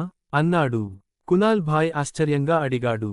దేవాంశ్ చేతిలో తాను ఏదో హింసను భరించాల్సి వస్తుందని అతను అనుకున్నాడు. కనీసం దెబ్బలైనా. కాని అది ఇంత సులభంగా ఉంటుందని అతను ఊహించలేదు. అవును, తప్పకుండా. దేవాంశ్ తలూపాడు. అతని కళ్ళు పెద్దవయ్యాయి. అతని పెదవుల లోతుల్లోంచి ఒక చిన్న వ్యంగ్యపు చిరునవ్వు మెరిసింది. ఏమీ అనుమానించకుండా, కునాల్ భాయ్ బ్రష్ తీసుకుని, ఆ పసుపు రంగు వాద్యపరికరం కాగితంపై తడబడుతూ తన పుట్టిన తేదీ మరియు పేరు రాశాడు. రాసిన తర్వాత, దేవాంశ్ సూచనల కోసం వేచి చూడకుండా, అతనే స్వయంగా బ్రష్ను కుంకుమలో ముంచి మీరాకు అందించాడు. బ్రష్ తీసుకునే ముందు మీరా ఒక క్షణం సంకోచించింది. కాని చివరికి, ఆమె విధిగా తన పుట్టిన తేదీని రాసింది. ఏదేమైనా, అది కేవలం పుట్టిన తేదీ మరియు పేరు మాత్రమే. పల్లెటూరి కుర్రాడైన దేవాంశ్ దానితో ఏదైనా ప్రత్యేకంగా చేయగలడని ఆమె అనుకోలేదు. కాబట్టి, ఇప్పుడు మనం, నువ్వు వెళ్ళగలవా? మీరా రాయడం పూర్తి చేసి తన బ్రష్ను కింద పెట్టింది. దేవాంశ్ 2 పసుపు రంగు కాగితపు ముక్కలను మనిషి ఆకారంలో కత్తిరించడం చూసినప్పుడు, ఆమెకు ఎందుకో అర్థం కాలేదు. కాని ఆమెకు ఒక వింత భావన కలిగింది. ఆమె అడుగుతున్నప్పుడు ఆమె గొంతు వణికింది. ఆ ప్రశ్న అడిగిన తర్వాత, తన గొంతు కూడా వణుకుతోందని మీరా గ్రహించినప్పుడు, తాను అనవసరంగా సున్నితంగా ప్రవర్తిస్తున్నానని ఆమెకు అనిపించింది. ఈ రోజుల్లో వాయిద్యాలు, శాపాలు, కాగితపు బొమ్మల గురించిన ఈ మాటలన్నీ టీవీ షోలు, సినిమాల కోసమే. ఇవన్నీ ప్రజలను మోసం చేయడానికి చేసే ట్రిక్కులు మాత్రమే. ఒక చిన్న అమ్మాయి అలాంటి విషయాలను ఎలా నమ్మగలదు? ఆమె నిజంగానే మాయలో ఉంది. ఒక్క నిమిషం ఆగండి, దేవాంశ్ నవ్వుతూ అన్నాడు. అతను కత్తెరతో మీరా మరియు కునాల్ భాయ్ల తలల నుండి ఒక చిన్న జుట్టుపాయను కత్తిరించి, ఆపై చేయి ఊపి, ఇప్పుడు మీరు వెళ్ళవచ్చు, అన్నాడు. మీరా మరియు కునాల్ భాయ్ వెంటనే వెళ్లడానికి లేచారు. ఆ క్షణంలో దేవాంశ్ ముఖంలో ఒక చల్లని చిరునవ్వు వస్తుందని వారు ఊహించలేదు. అతను కత్తిరించిన జుట్టు ఇప్పుడు కాగితపు బొమ్మలకు అంటుకుని ఉంది. ఒక మనిషి గుండెలాగే. అప్పుడు దేవాంశ్ కాగితపు బొమ్మ పక్కన మెల్లగా ఊపాడు. ఆ ధడ్! వారు ఇద్దరూ తలుపు దగ్గరకు చేరుకుని, గడియ లాగబోతుండగా, అకస్మాత్తుగా వారి పక్కటెముకల్లో నొప్పి మొదలైంది. వారు తమ సమతుల్యతను కోల్పోయి, నేలపై మోకాళ్లపై పడిపోయారు. మొదట, వారు ఏమీ తప్పుగా భావించలేదు. తమ పక్కటెముకల్లో అకస్మాత్తుగా సూది గుచ్చినట్లుగా పదునైన నొప్పి ఎందుకు వచ్చిందో అని మాత్రమే ఆశ్చర్యపోయారు. కాని తమ భాగస్వామి కూడా మోకాళ్లపై పడిపోయారని గ్రహించినప్పుడు, వారి గుండెల్లో ఒక వణుకు పుట్టింది మరియు వారు అకస్మాత్తుగా మాట్లాడారు. నీ పక్కటెముకలు కూడా అకస్మాత్తుగా నొప్పి పెడుతున్నాయా? ఈ మాటలు దాదాపు ఒకేసారి, దాదాపు ఒకేలా వారి నోటి నుండి వెలువడ్డాయి. వారిద్దరి ముఖాలు. అతను వెంటనే పాలిపోయాడు. అతని నుదుటిపై నుండి చల్లని చెమట బిందువులు జారాయి. మరియు అకస్మాత్తుగా అతని కళ్లలో భయం నిండిపోయింది. మమ్మల్ని ఇలా మోసం చేయడానికి నీకెంత ధైర్యం, వెధవా? ఆ తొలి షాక్ తర్వాత కునాల్ భాయ్ వెనక్కి తిరిగి, కాళ్ళు ముడుచుకుని ఒక కుర్చీలో సౌకర్యంగా కూర్చున్న దేవాంశ్ వైపు కోపంగా చూశాడు. అతను నవ్వుతూ 2 కాగితపు బొమ్మలను పట్టుకుని ఉన్నాడు. ఆ బొమ్మలపై వారి పేర్లు మరియు పుట్టిన వివరాలు ఎరుపు రంగులో వ్రాసి ఉన్నాయి. ఇంతకుముందు అది అతన్ని అస్సలు ఇబ్బంది పెట్టలేదు. కాని ఇప్పుడు, ఆ వంకరగా ఉన్న ఎర్ర అక్షరాలను చూడగానే అతనికి చాలా బాధగా అనిపించింది. వారి నుండి కూడా ఒక రకమైన భయం వెలువడుతోంది. నాకు వేరే దారి లేదు. మేము ఒక సాధారణ కుటుంబం. నేను జాగ్రత్తగా ఉండకపోయి ఉంటే, మేము మా ఇంటి నుండి బయలుదేరిన వెంటనే మీరు పోలీసులకు ఫోన్ చేసి ఉంటే, మేము మీ దయ మీద ఆధారపడి ఉండేవాళ్లం కాదా? ఇంకాస్త మర్యాదగా ఉండు. గొడవ మొదలుపెట్టింది నువ్వే. కాబట్టి ఇప్పుడు నీకు జరుగుతున్న దానికి నన్ను నిందించలేవు. పాయింట్. దేవాంశ్ నిస్సహాయంగా అన్నాడు. మాట్లాడుతూనే అతను కాగితపు బొమ్మ చేతిని మెల్లగా గిల్లాడు. నొప్పిగా ఉంది. నొప్పిగా ఉంది. కునాల్ భాయ్ నొప్పితో అరిచాడు. కునాల్ భాయ్ అలా అరవడం చూసి, దేవాంశ్కు తన గత అహంకారం, తన తండ్రిని తోసిన తీరు మీద కోపం వచ్చింది. కాని ఏదేమైనా, అతను దయగల యువకుడు. కునాల్ భాయ్ బాధలో ఉండటం చూసి, అతను వదిలేశాడు. మేము ఏం చేయమంటారు? ఈసారి, ఆ వింత సంఘటనలను స్వయంగా చూసి, అనుభవించిన కునాల్ భాయ్ నిజంగా భయపడ్డాడు. పాలిపోయిన ముఖంతో తడబడుతూ, అతను దేవాంశ్ను దెయ్యంలా చూశాడు. అతని పక్కనే ఉన్న మీరా అప్పటికే పాలిపోయింది. ఆమె వేసుకున్న దట్టమైన మేకప్ కూడా ఆమె పాలిపోయిన ముఖాన్ని దాచలేకపోయింది. చింతించకండి. నేను భవిష్యత్తు కోసం ముందు జాగ్రత్తలు తీసుకుంటున్నాను. మరియు నేను మీకు ఎలాంటి హాని కోరుకోను. మీరు తర్వాత మా కుటుంబానికి ఎలాంటి ఇబ్బంది కలిగించనంత వరకు, నేను మీకు ఏమీ చేయను. కానీ మీరు తర్వాత మాకు ఇబ్బంది కలిగించాలని నిర్ణయించుకుంటే, నేను మర్యాదగా ప్రవర్తించలేదని నన్ను నిందించలేరు. దేవాంశ్ ముఖంపై గంభీరమైన భావంతో వారికి భరోసా ఇచ్చాడు. దేవాంశ్ యొక్క గంభీరమైన భావాన్ని చూసి, ఈసారి మీరా మరియు కునాల్ భాయ్ కళ్లలో నీళ్లు తిరిగాయి. ఒక యువకుడిగా ప్రదర్శన కోసం వేసుకునే దుస్తుల కోసం, వారి జీవితాలు ఇప్పుడు దేవాంశ్ చేతుల్లో ఉన్నాయి. మరియు వాళ్ళు ఎందుకు విధేయులుగా ఉన్నారు? అతని కోసం ఏదైనా అబద్ధం రాయాలని వాళ్లకి ఎందుకు ఆలోచన రాలేదు? గురూజీ, మేము ఇకపై ఇలా చేయడానికి సాహసించము. దయచేసి ఆ కాగితపు బొమ్మను మాకు తిరిగి ఇవ్వగలరా? అని మీరా కన్నీళ్లతో వేడుకుంది. అవును గురూజీ, మేము మళ్ళీ ఎప్పటికీ సాహసించము. దయచేసి ఆ కాగితపు బొమ్మను మాకు తిరిగి ఇవ్వండి. అని కునాల్ భాయ్ కూడా కన్నీళ్లతో వేడుకున్నాడు. నేను గురువును కాను. నా పేరు దేవాంశ్ కులకర్ణి. నేను మీకు ఈ కాగితపు బొమ్మను ఎప్పటికీ తిరిగి ఇవ్వను. కానీ నిశ్చింతగా ఉండండి. ఈ కాగితపు బొమ్మ కేవలం, అది నీ చేతులు, కాళ్ళు విరగ్గొట్టగలదు. కానీ నీ ప్రాణం తీయలేదు. అయితే, నువ్వు మా కుటుంబాన్ని ఇబ్బంది పెట్టనంత వరకు, నేను నిన్ను కనీసం ముట్టుకోను కూడా. దేవాంశ్ అన్నాడు. దేవ్ అన్నయ్య, నేను నిన్ను అన్నయ్య అని పిలవచ్చా? దయచేసి ఆ కాగితపు బొమ్మను మాకు తిరిగి ఇచ్చేయి. నేను ప్రమాణం చేస్తున్నాను. ఈ జన్మలో నేను, కునాల్ శర్మ, మీ కుటుంబానికి ఏ విధంగానైనా హాని తలపెట్టే ధైర్యం చేస్తే నా మీద పిడుగుపడాలి. కునాల్ ఏడుస్తూ, బ్రతిమాలుతూనే ఉన్నాడు. అతన్ని ఓదార్చడం సాధ్యమైందా? ఒకవేళ ఏదో ఒకరోజు, దేవాంశ్ బాధపడి, ఆ కాగితపు బొమ్మతో ఆడుకోవాలనుకుంటే? అతను కేవలం సరదా కోసం ఆమె చేతులు మెలితిప్పడం మొదలుపెట్టాడు. అప్పుడు అతను ఏడుస్తాడా? ఒకవేళ పొరపాటున తన కాలు కూడా మెలితిరిగితే ఏమవుతుందోనన్నదే అతని అతిపెద్ద భయం. అప్పుడు అతను తన మిగిలిన జీవితమంతా కేవలంగానే మిగిలిపోతాడు. అన్నయ్య దేవ్, నేను కూడా ప్రమాణం చేస్తున్నాను. మీరా కూడా వెంటనే వాగ్దానం చేసింది. వాగ్దానాలు చేయడంలో తప్పులేదు. ఇది ఎందుకు చేయకూడదు? మీ ప్రమాణాలను వ్రాసి, వాటిపై ఒక రక్తపు చుక్క పెట్టండి. వారి దీనమైన ముఖాలను చూసిన తర్వాత దేవాంశ్ ఇలా అనుకున్నాడు, ఈ కాగితపు ముక్కను తన దగ్గర ఉంచుకుంటే, వారు బహుశా ప్రతిరోజూ నిరంతర భయంతో బ్రతుకుతారేమో అని తనకు అనిపించిందని చెప్పాడు. బహుశా వాళ్లు చిన్న వయసులోనే చనిపోయి ఉండేవారేమో. ధన్యవాదాలు, సోదరా దేవ్, ధన్యవాదాలు, సోదరా దేవ్. అతని మాటలు విని, వాళ్ళిద్దరూ ఎంతో కృతజ్ఞతతో నిండిపోయారు. వాళ్ళు వెంటనే ఒక బ్రష్ తీసుకుని, ఒక పసుపు రంగు కాగితం ముక్కపై తమ ప్రమాణాలను రాశారు, మరియు దేవాంశ్ సూచనల ప్రకారం, ఈరోజు జరిగిన సంఘటనలను బయటపెట్టకూడదని కూడా ప్రమాణం రాశారు. తర్వాత దానిపై రక్తం పోశారు. దేవాంశ్ తన చేతిలోకి 2 పసుపు రంగు కాగితాలు తీసుకున్నాడు. అతను మెల్లగా ఏదో గోనిగాడు. ఆపై అకస్మాత్తుగా ప్రమాణాలు ఉన్న ఆ 2 కాగితాలు మంటల్లోకి చెలరేగాయి. మీరా మరియు కునాల్ కళ్ళు పెద్దవి చేసుకుని చూస్తూ ఉండిపోయారు. వారి గుండెలు వేగంగా కొట్టుకుంటున్నాయి. సరే, మీ ప్రమాణాలను గుర్తుంచుకోండి. లేకపోతే, ఒకవేళ మెరుపు దాడి చేస్తే నన్ను నిందించకండి.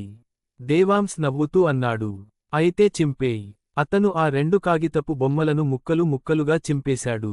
ఓహ్! దేవాంశ్ కాగితపు బొమ్మలను చింపేశాడు మరియు వారిద్దరూ ఆశ్చర్యంతో అరిచారు. మీరెందుకు అరుస్తున్నారు? దేవాంశ్ వారిని చూస్తూ నవ్వకుండా ఉండలేకపోయాడు. మీరు కేవలం కాగితపు బొమ్మలను చింపేశారు. మేమెలా బాగున్నాం? అప్పుడు వారిద్దరికీ ఏమీ జరగలేదని అర్థమైంది. పిచ్చివాడా, నేను ఏ ప్రత్యేక శక్తిని ఉపయోగించలేదు, కాబట్టి మీరు బాగుండటం సహజమే. లేకపోతే అందరూ అలా చేయడం నేర్చుకోలేరా? అందరూ అలా చేయడం నేర్చుకోలేరా? ప్రమాణాలు భంగం చేయడానికి ఏమైనా మార్గాలు ఉన్నాయా? దేవాంశ్ వారి వైపు చూశాడు. అతను సగం నవ్వాడు. ఓహ్ లేదు, లేదు, దేవ్ సోదరా, మీరు పరిహాసం చేస్తున్నారు. మేము మా ప్రమాణాలను భంగం చేయడానికి ఎంత ధైర్యం? ఇది విన్న వారిద్దరూ భయంతో ఉలిక్కిపడి, గలగలమనే శబ్దంతో తలలు ఊపడం ప్రారంభించారు. దేవాంశ్ సామర్థ్యాలను ప్రత్యక్షంగా చూసినందున, వారు తమ ప్రాణాలతో ఆటలాడటానికి సాహసించలేదు. ఒకవేళ నిజంగా వారిపై పిడుగుపడితే? లేదు. అది జరుగుతుందా లేదా అనే ప్రశ్న కాదు, అది పూర్తిగా జరగడానికి ఆస్కారం ఉంది. అది వారు అస్సలు తీసుకోలేని ప్రమాదం. ఎందుకంటే ఒక్కసారి వారు అలా చేస్తే, పశ్చాత్తాపానికి తావు లేదు. ఇది చూసి దేవాంశ్ తనలో తనే నవ్వుకున్నాడు. ఇతరుల వాగ్దానాలను నెరవేర్చే శక్తి ప్రస్తుతం అతనికి లేదు. అతను కేవలం వారిని భయపెడుతున్నాడు. అయినా, ఇప్పుడు వారిని చూస్తుంటే, ఎవరైనా వారిని రెచ్చగొట్టినా, వారు తమ ప్రమాణాలను భంగం చేయడానికి సాహసించరని దేవాంశ్కు తెలుసు. ఈ రోజుల్లో తమ ప్రాణాలతో ఆడుకోవడానికి ఎవరు సాహసిస్తారు? సరే, ప్రమాణాలు చేశారు. ఇప్పుడు మీరు నిజంగా వెళ్ళవచ్చు. మీరు వెళ్ళేటప్పుడు, మా నాన్నతో కొంచెం మంచిగా ఉండండి. మరియు గొడవలో విరిగిన వాటికి లెక్క సరిచేయడం గుర్తుంచుకోండి. దేవాంశ్ తన నవ్వును దాచుకున్నాడు. అది అక్షరాలా నిజం. వాళ్ళిద్దరూ వెంటనే ఒప్పుకున్నారు. ఇప్పుడు అతనిలో ఇంతకు ముందు ఉన్న అహం ఏమాత్రం లేదు. అంతే సంగతి. రా, దేవాంశ్ అంది. సరే, సరే, రా, దేవాంశ్. కునాల్ శర్మ త్వరగా తలుపు తెరిచి, స్వాగతం పలికే భంగిమలో నిలబడగా, మీరా దేవాంశ్కు పొగడ్తలతో కూడిన మనోహరమైన చిరునవ్వు ఇచ్చింది. నిజం చెప్పాలంటే, మీరా అంత భారీ మేకప్ వేసుకోకపోయి ఉంటే, ఆమె చాలా ఆకర్షణీయంగా కనిపించి ఉండేది. మరియు ఆమె శరీరాకృతి చూడదగ్గదిగా ఉండేది. సరైన చోట్ల వంపులతో, ఆమె ఉత్సాహభరితమైన చిరునవ్వు నిజంగానూ తన టీనేజ్లో చాలా అందంగా కనిపించేలా చేసింది. అక్కడికి చేరుకున్న దేవాంశ్కు ఏదో కదలిక అనిపించింది. అతని చెంపలు కొద్దిగా ఎర్రబడ్డాయి. ఫామ్ స్టేలో జరిగిన గొడవ తర్వాత, మిగిలిన కస్టమర్లందరూ వెళ్ళిపోయారు. కునాల్, మీరాలతో పాటు వచ్చిన యువకులు మాత్రమే మిగిలారు. దేవాంశ్ అనుచరుల్లా క్షమాపణలు చెబుతూ కునాల్, మీరా బయటకు రావడం చూసి, తలుపు తెరుచుకుని అతను ఆశ్చర్యంతో కళ్ళు పెద్దవి చేసుకున్నాడు. అంకుల్, నన్ను క్షమించండి. మొదట అంతా నా తప్పే. ఈరోజు భోజనానికి మరియు జరిగిన నష్టానికి ఇదిగో ఇండియన్ రూపీ ఇది సరిపోతుందని మీరు అనుకుంటున్నారా? వారు వెళ్ళిపోయిన వెంటనే, కునాల్ ముందుకు పరుగెత్తి శంకర్ కులకర్ణికి క్షమాపణ చెప్పాడు. అతను 2 చేతులతో అతనికి ఇండియన్ రూపీ అందించాడు. ఆ రోజుల్లో ఇండియన్ రూపీ చాలా పెద్ద మొత్తం, అది చూసి శంకర్ కులకర్ణి ఉలిక్కిపడ్డాడు. అతను వెంటనే తన చేతిని ఊపి ఇలా అన్నాడు, వద్దు, వద్దు. మా అజాగ్రత్త వల్ల ఆవిడ బట్టలు మురికి అయ్యాయి. మేము మీకు చికిత్స చేయాల్సింది. ఇప్పుడు మిమ్మల్ని డబ్బు ఎలా అడగగలం? వద్దు, వద్దు. శంకర్ కులకర్ణి డబ్బు తీసుకోవడానికి విముఖత చూపడం చూసి, కునాల్ చాలా భయపడ్డాడు. అతను దాదాపు ఏడ్చేశాడు. మీరు ఇది తీసుకోకపోతే, నా ప్రాణాలను ప్రమాదంలో పెట్టడం లేదా? అన్నయ్య, కునాల్, మామయ్య, ఈరోజు మా యవ్వనపు తొందరపాటు వల్ల మీ వ్యాపారం నాశనమైంది. అయిపోయింది. నువ్వు ఈ ఇండియన్ రూపీ తీసుకోవాలి. కునాల్ పట్టుబట్టి ఆ డబ్బును శంకర్ కులకర్ణికి అందించాడు. అయితే, శంకర్ కులకర్ణి ఆ డబ్బు తీసుకోవడానికి సాహసించలేదు. వాళ్లు పలుకుబడి ఉన్నవాళ్లు. దాంతో అది పట్టుబట్టడానికి, తిరస్కరించడానికి మధ్య జరిగిన పోరాటం, అది మిగతా యువకులను దాదాపుగా భయపెట్టింది. నిజంగా వీళ్ల బాస్, కునాల్ ఇతనేనా? మాల్గుడి జిల్లాలోని చాలా ప్రాంతాలలో తిరిగే అదే వ్యక్తి. మాల్గుడి గ్రాండ్ హోటల్ యజమాని కొడుకు. నాన్న, ఇతను నిజాయితీపరుడు కాబట్టి మీరు తీసుకోవచ్చు. తన తండ్రి డబ్బు తీసుకోవడానికి సంకోచిస్తుండటం దేవాంశ్ చూశాడు. శంకర్ కులకర్ణి తన కొడుకును అనుమానంగా చూశాడు. అతను చూశాడు. తన కొడుకు ఋషి యతిన్ను అనుసరించడం మొదలుపెట్టినప్పటి నుండి అతన్ని ఇకపై పిల్లవాడిలా చూడకూడని సందర్భాలు వచ్చాయని అతనికి తెలుసు. నిశ్చింతగా ఉండండి. వారు తమ తప్పును గ్రహించారు. దేవాంశ్ తన తండ్రి వైపు చూసి నవ్వి, తలూపుతూ, అవును, అవును. దేవాంశ్ చెప్పింది నిజమే. మేము మా తప్పును గ్రహించాము అన్నాడు. కునాల్ మరియు మీరా వెంటనే ఏకీభవిస్తూ తలూపారు. అనుచరులైన దేవాంశ్ పూర్తిగా నివ్వెరపోయాడు. ఇది ఎలాంటి లయ? సంవత్సరం నాటివాళ్లు ఏళ్ల కుర్రాడిని అన్నయ్య అని పిలుస్తున్నారు. వారి సందేహాలు ఉన్నప్పటికీ శంకర్ కులకర్ణి తన కొడుకు తల ఊపడం చూసి చివరకు ఇండియన్ రూపీ అంగీకరించాడు. నిజానికి శంకర్ కులకర్ణికి ఇండియన్ రూపీ చాలా ఆకర్షణీయంగా అనిపించింది. వేసవి కాలం గరిష్టంగా ఉన్నప్పుడు కూడా అతని పొలం నెలకు కేవలం ఇండియన్ రూపీ లాభం మాత్రమే సంపాదించేది. ఆఫ్ సీజన్లో కొనుగోలుదారులు లేని రోజులు చాలా ఉండేవి. ఇప్పుడు తన కొడుకు నగరంలో చదువుకోవడానికి వెళ్తున్నాడు మరియు భవిష్యత్తులో ఖచ్చితంగా విశ్వవిద్యాలయానికి వెళ్తాడు కాబట్టి ఖర్చు చేయడం అనివార్యం. ఒక తండ్రిగా డబ్బు సంపాదించడానికి అతను సహజంగానే కష్టపడాల్సి వచ్చింది. శంకర్ కులకర్ణి డబ్బు తీసుకుంటుండగా చూసి కునాల్, మీరా ఊపిరి పీల్చుకున్నారు. వారు వెంటనే మరికొన్ని సార్లు క్షమాపణలు చెప్పి తమ బృందంతో కలిసి వేగంగా వెళ్ళిపోయారు. కునాల్, మీరా మనం ముందు వెనక్కి వెళ్దామా లేక ఇప్పుడే పోలీసులకు ఫోన్ చేద్దామా? వారి కార్లు పార్క్ చేసిన ఫామ్ స్టే నుండి బయలుదేరుతున్నప్పుడు ఒక యువకుడు అడిగాడు. నాపై ఫిర్యాదు చెయ్యి. నా పీక పిసికి పాడు. ఆ యువకుడు పోలీసులకు ఫోన్ చేస్తానని చెప్పడం విని కునాల్ శర్మ, మీరాలకు దాదాపు గుండెపోటు వచ్చినంత పనైంది. కునాల్ వెంటనే కోపంతో ఆ వ్యక్తిని తన్నగా, మీరా తన హ్యాండ్బ్యాగ్ను అతని తల వైపు గురిపెట్టింది. పోలీసులకు ఫోన్ చేయండి. అది తనపై తానే పిడుగు వేయించుకోవడం లాంటిది. కునాల్, మీరా ఇద్దరూ తమ సంయమనం కోల్పోవడం చూసి ఆ యువ అనుచరులు పూర్తిగా నిశ్చేష్టులయ్యారు. ఇదేంటి? వాళ్లు దీన్ని అంత తేలికగా వదిలేస్తారా? ఓ దేవుడా, అస్సలు కాదు. కునాల్ తండ్రి మాల్గుడి జిల్లాలో చాలా శక్తివంతమైన వ్యక్తి. అతనికి అండర్వరల్డ్ మరియు న్యాయ వర్గాలు రెండింటిలోనూ పలుకుబడి ఉంది. ఇక మీరా నేపథ్యం మరింత ప్రమాదకరమైనది. ఆమె తండ్రి మాల్గుడి జిల్లాలోని అతిపెద్ద సంస్థకు అధిపతి. ఆమె మామ మాల్గుడి జిల్లా పబ్లిక్ సెక్యూరిటీ బ్యూరోకు డిప్యూటీ డైరెక్టర్. అలాంటి వచ్చే ఏడాది అతనికి ప్రమోషన్ రావచ్చని పుకార్లు వచ్చాయి. ఇంత పల్లెటూరి ప్రాంతంలో ఒక టీనేజర్ చేతిలో అంతమంది పెద్ద మనుషులు దెబ్బలు తిన్నారు. అయినా వాళ్లు దాన్ని సహించబోతున్నారు. నేను నిన్ను హెచ్చరిస్తున్నాను. ఈరోజు జరిగిన సంఘటన గురించి మళ్ళీ ఎప్పుడూ ప్రస్తావించకు. ఇంకా నువ్వు ఎప్పుడు దేవాంశ్ని, ఈ ఫ్యామిలీ ఇన్ యజమానిని చూసినా కొంచెం గౌరవం చూపించు లేదా నా దారి నుండి తప్పుకో. మీలో ఎవరైనా వాళ్లని ఇబ్బంది పెట్టడానికి సాహసిస్తే మిమ్మల్ని స్నేహితులుగా పరిగణించనందుకు నన్ను నిందించకండి. కునాల్ కఠినంగా హెచ్చరించాడు. నాకు కూడా ఇలాగే జరుగుతుంది. మీరా నిర్లిప్తమైన, కఠినమైన ముఖం పెట్టింది. వాళ్లు ఏం చేయగలరు? వేదాంతం, బౌద్ధం కర్మ, కారణత్వం గురించి చెప్పవా? వాళ్లు దేవాంశ్ కులకర్ణిని, అతని కుటుంబాన్ని వేధిస్తే వాళ్లే దురదృష్టాన్ని కొనితెచ్చుకున్నట్టు కాదా? ఇంట్లోని అనుభవాలు వాళ్లను పూర్తిగా భయపెట్టాయి. నాయనా, నువ్వేం వాళ్లకి చేశావు? ఏదో తప్పు జరుగుతోంది కదూ? కులకర్ణివాడిలోని శంకర్ కుటుంబ సత్రంలో ఇండియన్ రూపీ పట్టుకుని ఉన్న శంకర్ కులకర్ణికి అసౌకర్యంగా అనిపించింది. ప్రశాంతంగా ఉండండి, నాన్నా. ఏం చెడు జరగగలదు? నేను వాళ్లకి చెప్పాను అంతే. నేను అతన్ని కొంచెం భయపెట్టాను. వాళ్లు తర్వాత మా కుటుంబాన్ని ఇబ్బంది పెట్టకుండా. నిజంగా ఏమీ తప్పు లేదు అని దేవాంశ్ మామూలు నవ్వుతో అన్నాడు. శంకర్ కులకర్ణి ఇండియన్ రూపీ పెట్టాడు. అయినా అతను ఇంకా కొంచెం ఆందోళనగా ఉన్నాడు. నిజంగా ఏమీ తప్పు లేదు, నాన్నా. నాకు అకౌంటింగ్ ఎలా చేయాలో తెలుసు. దేవాంశ్కు మళ్లీ ధైర్యం చెప్పాల్సి వచ్చింది. వావ్, నువ్వు నీ గురువు దగ్గర కొన్ని నైపుణ్యాలు నేర్చుకున్నావని నాకు తెలుసు. అయితే కాలం మారింది. యంత్రచిత్ర, దెయ్యాల వంటివి నీ గురువుగారి కాలంలో ఉన్నంత ప్రమాదకరమైనవి కావు. అప్పుడు ప్రజలను ఊరేగించి జైల్లో వేసేవారు. అవును.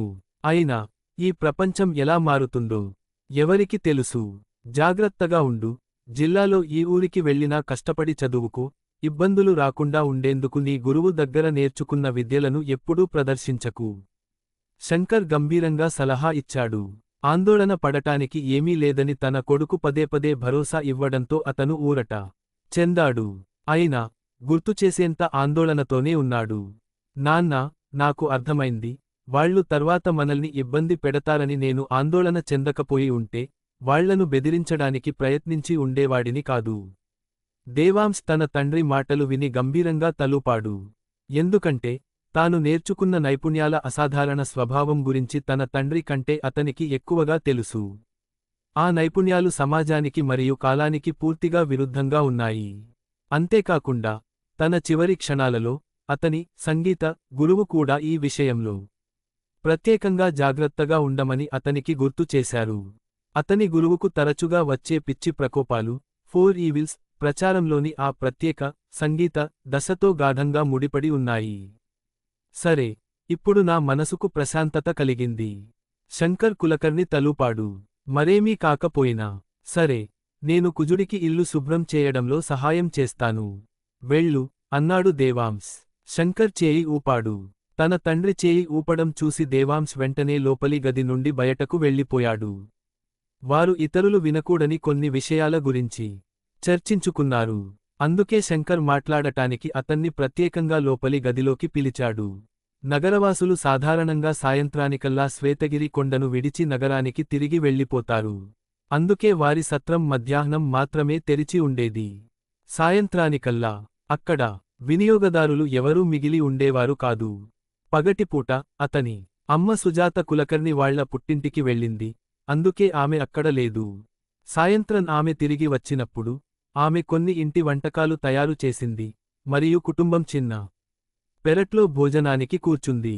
కొండ గాలి మెల్లగా వీస్తోంది. నక్షత్రాలు మెరుస్తున్నాయి. పక్షులు పాడుతున్నాయి మరియు కీటకాలు కిలకిలలాడుతున్నాయి. ఒక కుటుంబం వారి పెరట్లో ఒక చిన్న చెక్క బల్ల చుట్టూ భోజనం చేయడానికి చేరింది. అది ఒక అసాధారణమైన వెచ్చని అనుభూతిని సృష్టించింది. దేవాంశ్, నువ్వు చిన్నప్పటి నుంచే తెలివైనవాడివి మరియు సమర్థుడివి. సాధారణంగా మీ అమ్మ ఆందోళన పడదు. కానీ దీని గురించి ఆలోచిస్తే నువ్వు ఎప్పుడూ ఒంటరిగా నగరానికి వెళ్ళలేదు. నా గుండె ఇప్పటికీ బాధపడుతుంది. నువ్వు నగరానికి వెళ్ళాక జాగ్రత్తగా ఉండు. నీ చదువుపై దృష్టి పెట్టు మరియు భవిష్యత్తులో ఒక మంచి విశ్వవిద్యాలయంలో సీటు సంపాదించడానికి ప్రయత్నించు. భోజనం చేస్తున్నప్పుడు రేపు తన కొడుకు మాల్గుడి జిల్లాకు వెళ్తున్నాడని గుర్తుకురావడంతో సుజాత తన ఆందోళనను వ్యక్తం చేయకుండా ఉండలేకపోయింది. ఒక తల్లి ఆందోళనలు తన కొడుకుతో పాటు వేల మైళ్లు ప్రయాణిస్తాయి. చింతించకు అమ్మా, నేను చూసుకుంటాను. దేవాంశ్ ఒంటరిగా మాల్గుడి జిల్లాకు వెళ్లడం గురించి ఎప్పుడూ ఆందోళన చెందలేదు. కాని అతని తల్లి ఆందోళనలు భరించలేనంతగా ఉన్నాయి. ఆమె ముఖం చూడగానే నా ముక్కులో ఏదో గిలిగింత పెట్టినట్లు అనిపించింది మరియు ఆమె వెంటనే హుం అంది. సుజాత తలూపింది. తర్వాత ఆమె, నువ్వు బయట అద్దెకు ఉండటానికి చోటు వెతకడం లేదా? ఎందుకంటే నీ శిక్షణ వల్ల స్కూల్ హాస్టల్లో ఉండటం నీకు సరికాదు. ఈరోజు నేను మీ తాతగారి ఇంటికి వెళ్ళి మీ పెద్ద మామయ్యను పిలవమని ఆయన్ని అడిగాను. మీ పెద్ద అత్తయ్య ఎలా ఉన్నా సరే, మీ పెద్ద మామయ్య మన బంధువు. బయట ఉండటం కంటే ఆయన ఇంట్లో ఉండటమే మంచిది. అమ్మా, నువ్వేం చేస్తున్నావ్? నీకు కావాలా నేను మా పెద్ద అత్తయ్య నుండి ఇంకా ఎక్కువ అవమానాలు భరించాలా? నా దగ్గర డబ్బు లేదు. నేను వాళ్ల ఇంట్లో ఎందుకు ఉండాలి? ఇది విన్న దేవాంశ్కు వెంటనే కోపం వచ్చింది. అతని తాతగారికి 3 కొడుకులు, 2 కూతుళ్ళు ఉండేవారు మరియు ఆయన బాగా సంపన్నుడు. సుజాత అందరికంటే చిన్నది మరియు అమ్మాయి అయినప్పటికీ ఆమె ఉన్నత పాఠశాల విద్యను పూర్తి చేసింది. ఆ రోజుల్లో సుజాత వయసున్న అమ్మాయికి ఉన్నత పాఠశాలకు వెళ్లడం ఒక పెద్ద విజయం. ఆమెకు నగరంలో లేదా మాల్గుడి జిల్లాలో మంచి ఉద్యోగం లభించి ఉండేది. కానీ యాదృచ్ఛికంగా సుజాత శంకర్ కులకర్ణిని కలిసింది. ఆమె అతనితో ప్రేమలో పడింది మరియు ఆ పేద ఆమె కులకర్ణివాడి కుటుంబంలోనే పెళ్లి చేసుకోవాలని పట్టుబట్టింది. దాంతో అందరికన్నా చిన్నదైన సుజాత కులకర్ణి కుటుంబంలోనే అత్యంత అణగారిన సభ్యురాలిగా మిగిలిపోయింది. ఇది పెద్ద విషయమేమీ కాకూడదు. పరిస్థితులు మంచివైనా